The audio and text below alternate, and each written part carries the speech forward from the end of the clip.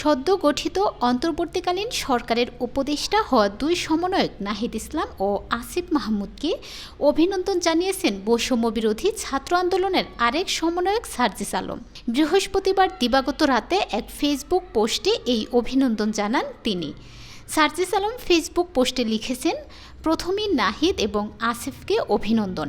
এটা যেমন তাদের জীবনে গুরুত্বপূর্ণ একটি অর্জন, তেমনি দেশের মানুষের স্বার্থে আত্মত্যাগেরও বটে।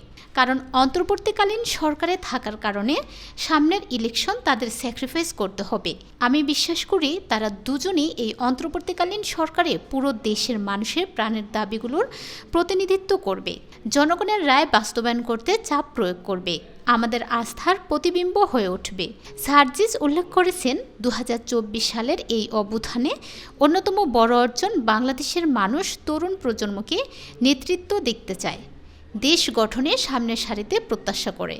তিনি আরও লিখেন, এই তরুণদের মধ্যে কেউ অন্তর্বর্তীকালীন সরকারে থাকবে, কেউ রাজপথে থাকবে, কেউ শিক্ষা প্রতিষ্ঠানগুলোর নেতৃত্বে এসে নতুন করে ক্যাম্পাসগুলোকে ঢেলে সাজাবে, আবার কেউ হয়তো সংসদে দেশের মানুষের প্রতিনিধিত্ব করবে।